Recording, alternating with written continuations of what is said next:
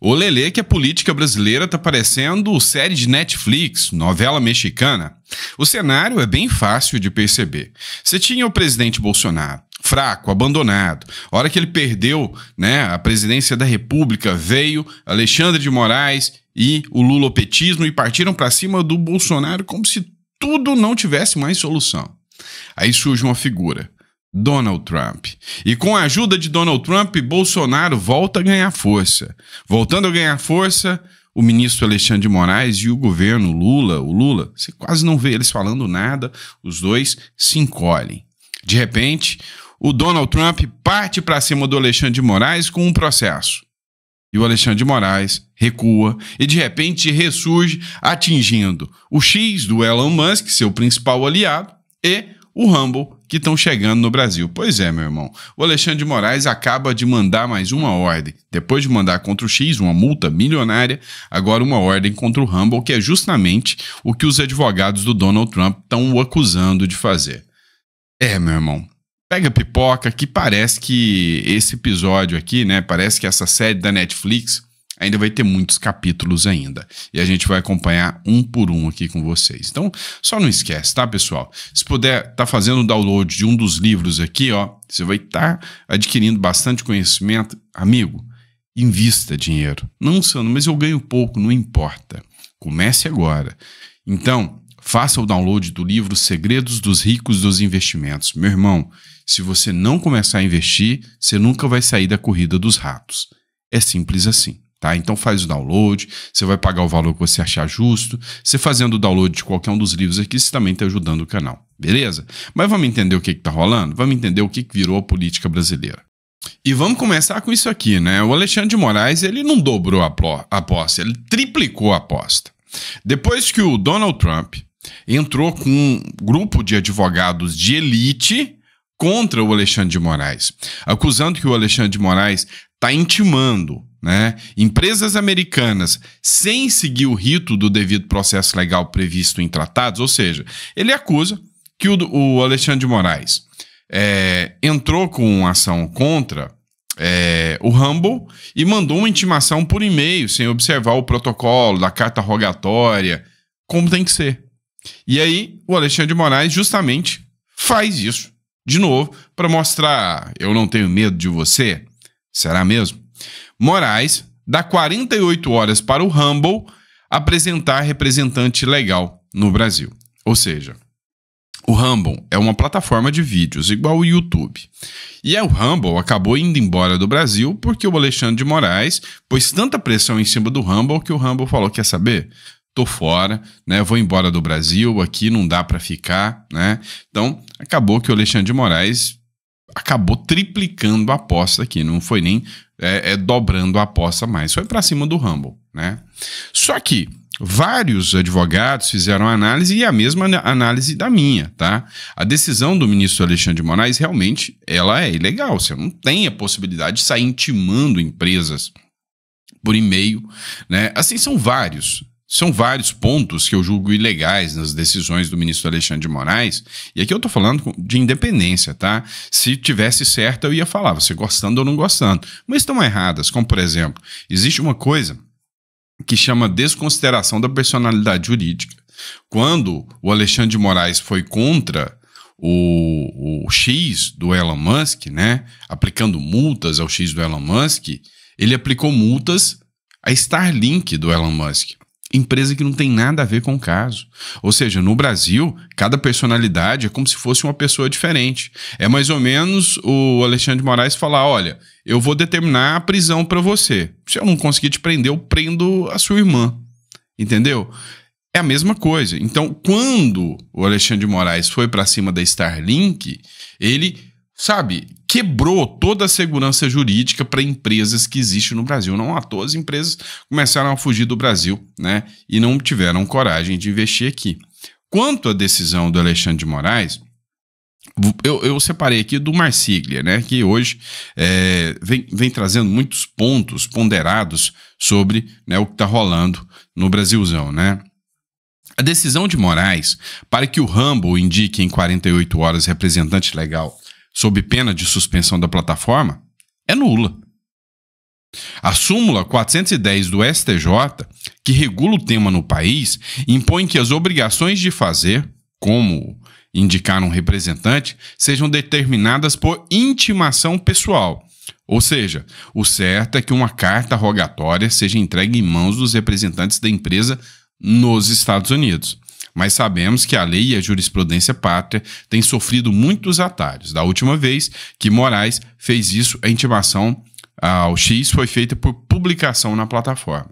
Ou seja, é completamente ilegal, não segue o rito formal do processo. Tá? E o processo aqui, nem de longe pode-se dizer que seja um processo informal que só acontece no Juizado Especial brasileiro. Tá? Então, o que o Alexandre de Moraes está fazendo aqui é o seguinte: eu tenho a carta precatória, a carta rogatória. O que é a carta precatória? A carta precatória é que quando um juiz aqui de Goiás, ou ele precisa, né, fazer uma intimação, um réu de São Paulo, ou para alguém lá em São Paulo, o juiz daqui, que é o juiz que a gente chama de deprecante, tem que mandar uma carta, chamada carta precatória, para o juiz deprecado. E o juiz deprecado recebe essa carta, né? Onde, vou dar um exemplo. O juiz daqui manda uma carta falando: olha, intima o Rumble, porque o Rumble falou mal do coleguinha. Então ele escreve a cartinha aqui e manda lá para o juiz de São Paulo. Então o juiz deprecante manda uma carta precatória para o juiz deprecado, que é o juiz de São Paulo, que vai cumprir. Por que ele faz isso? Porque imagina se todo juiz ficasse violando a jurisprudência de outro juiz, que bagunça que seria. Eu tenho uma ordem do juiz de Goiás falando que com uma liminar falando que uma empresa de São Paulo pode funcionar. E aí eu tenho uma ordem do juiz de São Paulo falando que a empresa não pode funcionar. Você viu o conflito aqui de competência? Então, para não existir isso, o juiz daqui não tem competência lá em São Paulo. Ele tem que mandar uma cartinha pro coleguinha e falar: ó, eu preciso que você tire essa plataforma do ar, tá? E aí o juiz deprecado vai olhar e falar: o juiz lá de Goiás tá certo, o deprecante lá tá certo. O que eu vou fazer? Vou cumprir a carta precatória. Manda intimar o Rumble aqui em São Paulo. Isso é a precatória. E a rogatória? É a mesma coisa. O juiz brasileiro não tem poder sobre a jurisdição americana. Então, o que eu tenho que fazer? Manda uma carta pro coleguinha do tio Sam lá. Amigo, eu vou mandar uma letter para você, tá? Vou mandar uma cartinha para você dizendo que eu quero a extradição do Alan dos Santos. E aí eles vão falar: não, I say not. Não vou fazer isso, tá? Ou seja, é o juiz de lá que decide. Tá? Então o que o Alexandre de Moraes deveria fazer é mandar uma carta rogatória, tá? Para intimar a galera do Rumble lá. Não tem dessa de: eu vou determinar que você contrate pessoas para eu poder te intimar aqui. Não faz sentido, tá? Não faz o menor sentido. Então, assim, do ponto de vista jurídico, vai ter embate, tá? É interessante porque o Alexandre de Moraes está sendo processado lá nos Estados Unidos pelos advogados do Donald Trump, né? Pela Truth Social, que é a plataforma do Donald Trump, e pela Rumble. E a acusação é exatamente essa. Não, peraí. Ele viola os princípios e os tratados de direito internacional que uma empresa americana não pode ser citada ou intimada de forma diferente do que outras empresas no Brasil devem ser, né? Ou seja, Alexandre de Moraes ele já não observa mais ritos, processos, ele só faz. Tem um poder absoluto de interpretação da Constituição, tá? E aí, vamos entrar no outro ponto, que é a questão do Mauro Cid, né? Que também está dando muita repercussão. Matéria do O Antagonista, tá? Moraes ameaçou prender Mauro Cid por omissão e liberar a investigação de seus familiares. Eventual rescisão englobará, inclusive, a continuidade das investigações e responsabilização do pai do investigado, de sua esposa e de sua filha maior, disse o ministro do STF. Tá. Tem duas linhas de raciocínio aqui. Que o ministro Alexandre de Moraes praticou tortura psicológica contra o Mauro Cid. Esse é o primeiro ponto, essa é a primeira linha, tá? Por quê? Porque ele utilizou esses argumentos que processaria a família do Mauro Cid caso ele não falasse aquilo que eles querem na delação premiada. Por outro lado, há uma linha de outros advogados que dizem o seguinte: não, o que aconteceu foi o seguinte: o Alexandre de Moraes, ele disse, né, informou para o Mauro Cid que o Mauro Cid simplesmente não poderia desistir do acordo ali, ou não poderia prestar informações falsas, senão continuaria com os processos contra os familiares do Mauro Cid. Pois é, essa é um argumento mais frágil. Por quê? Porque, de toda forma, eu tenho uma visão. Eu acredito que o Alexandre de Moraes, ele ao liberar as imagens, né, as filmagens, ele não pretendia liberar todas. O negócio é que alguns jornalistas, algumas empresas, né, de jornalismo, eu acredito que já tinham todas as imagens. É por isso que eles liberaram tudo aquilo. Porque pegou muito mal para o Alexandre de Moraes, né? E aí, a gente precisa observar alguns pontos, né? Ó, a Lei 12.850 é a lei que trata da delação premiada, tá? E no parágrafo 4º dessa lei, artigo 6º, ele é muito claro. Preste atenção. Parágrafo 6º do artigo 4º da lei da delação premiada. O juiz não participará das negociações realizadas entre as partes para a formalização do acordo de colaboração, que ocorrerá entre o delegado de polícia e o investigado e o defensor, com a manifestação do Ministério Público, ou, conforme o caso, entre o Ministério Público e o investigado, ou o acusado e seu defensor. Ou seja, só chega para o juiz o acordo de delação já feito. Resumindo, não é o juiz que vai inquirir e perguntar à testemunha. Não é assim que funciona a regrinha do jogo, tá, pessoal? Para vocês entenderem. O que torna, né, a participação nula. Tá? Então, na prática, durante esse período de investigação, o juiz ele não pode participar. Tá? E estava lá o Alexandre de Moraes inquirindo. Tá? E aí, nós temos outro ponto a ser questionado também. Afinal, pode ser caracterizado como tortura psicológica ou não? O que implica, né, essa participação do Alexandre de Moraes sobre ameaça com o Mauro Cid? Porque nem na época da Lava Jato isso nunca se viu, né? Pressão, falando que vai prender de volta com filhos, com pai, com esposa, por causa de cartão de vacina, gente. Para, né? Peraí, qual a urgência de uma prisão por causa de cartão de vacina? É nítido que há um abuso aqui gigantesco. Assim, o Mauro Cid foi questionado. É óbvio, né, que o cara tá com o psicológico abalado, arrebentaram com a carreira do cara, arrebentaram com o patrimônio do cara, né, arrebentaram com a vida pessoal do cara. O cara hoje é odiado por bolsonaristas e por petistas, né, porque ele tá fazendo a delação. Então, assim, o cara hoje não tem vida mais, arrebentaram a vida do cara todinha. E aí o cara chorou, desmaiou, tremeu na frente do Alexandre de Moraes. E aí muita gente questionou, mas um general do exército com essa fraqueza... faz sentido essa discussão, né? Mas, assim, a pressão em cima do cara foi muito grande.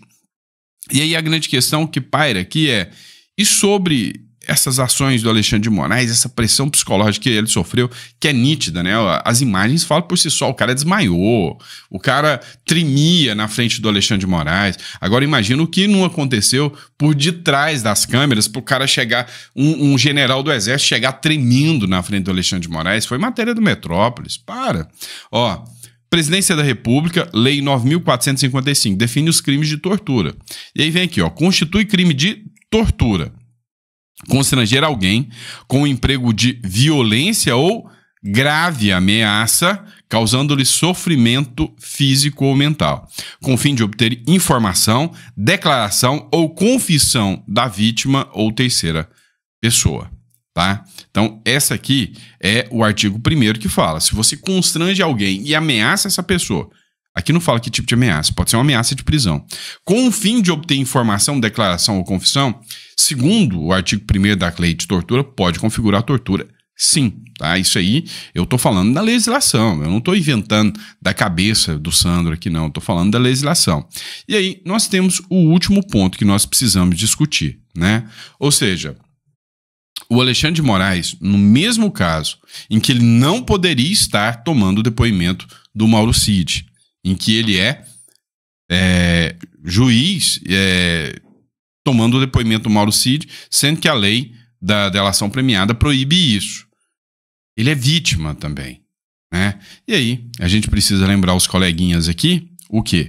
Né? O artigo 252 do CPP, que é o Código de Processo Penal, né? Que diz o seguinte: o juiz não poderá exercer a jurisdição no processo. Não pode, né? E aí vem aqui tudo, né? Aí ele fala, inciso 4, ele próprio, ou seu cônjuge, ou parente consanguíneo, ou afim ou linha reta até o 3º grau, inclusive, for parte ou diretamente interessado no feito. E aí como é que você vai me falar que a vítima não é parte e não é interessada no feito? Sabe, em qualquer lugar do mundo, isso seria risível, né? Seria motivo de piada. Mas por incrível que pareça, né, a mídia brasileira não quer encarar isso como tal. Não sei por quê. Ou sei por quê, né? Ou seja, o aceite que o diga, né? Mas a grande questão é, meu amigo, não se sustenta, né? Os atropelos jurídicos são gigantescos. E aí, por fim, foi outro ponto que, assim, chocou, né, todo mundo, porque não dá para falar que o 8 de janeiro foi uma tentativa de golpe, né? Vamos deixar bem claro. O próprio Marco Aurélio de Mello falou que se trata de um crime impossível. A Defensoria Pública falou, é um crime impossível, né? A própria Defensoria Pública falou, tem vítimas inocentes presas, tem gente que nunca nem pisou lá, que está presa, né? O ministro da Defesa falou isso. E aí, esse trecho da delação do Mauro Cid, cara, tem que ignorar, né? Para a narrativa cair bem. Porque olha o que ele falou aqui. As forças, o senhor, as pessoas do governo, sabiam do dia 8? Eu não digo nem das consequências do dia 8, mas sabiam que algo ia acontecer no dia 8? Não, senhor ministro. O dia 8 foi uma surpresa para todo mundo, os militares estavam de férias, né? Inclusive, tem uma mensagem. Vamos lá, eu quero que você se atenha a esse trecho aqui, tá? O Alexandre de Moraes perguntou, o dia 8, não precisa nem saber de consequências, ou seja, não precisa nem falar que ia ser um golpe, mas que ia acontecer. Os militares, a turma dos militares, pelo menos sabia que o 8 de janeiro ia acontecer. O Mauro Cid responde, não, de forma alguma, ninguém sabia nada daquilo, tanto é que a maioria dos militares, inclusive bolsonaristas, estavam de férias. Então o cara ia sair lá do Nordeste, vestir a farda, né? Chamar um pintor de meio fio para buscar ele lá, para ele chegar aqui e dar o golpe.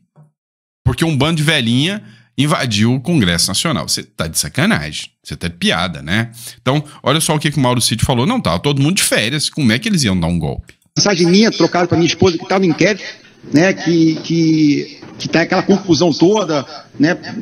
Prendendo as pessoas, e aí os presidentes dos países, né, apoiando o presidente Lula, né, rechaçando o que aconteceu, e aí eu falo para ela, imagine se o presidente tivesse assinado alguma coisa, o caos que ia ser. Né, então, ninguém nem sabia que o dia 8 foi uma surpresa para todo mundo.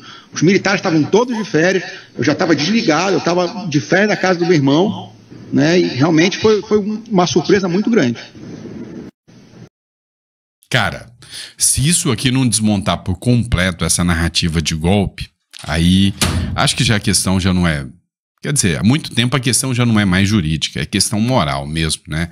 É questão de narrativa. Então, assim, basta juntar Lé com Cré, né? Basta colocar o tico e teco para funcionar, para entender o seguinte, os militares estavam queimando a sua pança no sol de Alagoas.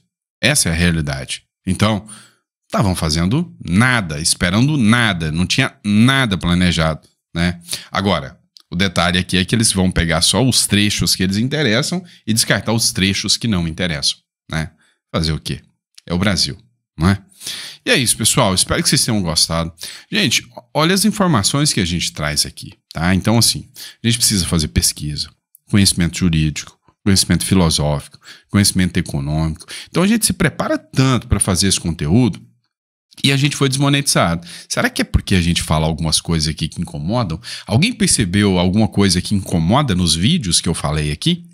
Vamos lá. Você que assistiu o meu vídeo, né, desde o início até o final, eu falei muita coisa aqui importante que a grande mídia nunca vai te falar e que vocês viram que é tudo fundamentado. Vocês viram eu inventando alguma coisa aqui? Não, aí eu trago a verdade. Talvez seja por isso que o meu canal está desmonetizado, talvez seja por isso que eu faço pesquisas a fundo, estudos, para poder trazer informação com a maior qualidade possível para você. Então, este é o ponto. Estou desmonetizado. E leva tempo. E eu preciso da sua ajuda, tá? E agora, literalmente, eu estou precisando da sua ajuda, porque senão eu vou ter que diminuir a quantidade de vídeos, né? As contas não param, tá? E o escritório tem que continuar. Então, assim, eu vou pedir sua ajuda para você. Compra um livro, dá de presente para alguém, tá? Dá um help pro canal aí, até a gente conseguir recuperar essa monetização. A gente tá brigando, tá lutando, tá? Já fiz recursos junto ao Google, recursos junto ao YouTube, tá?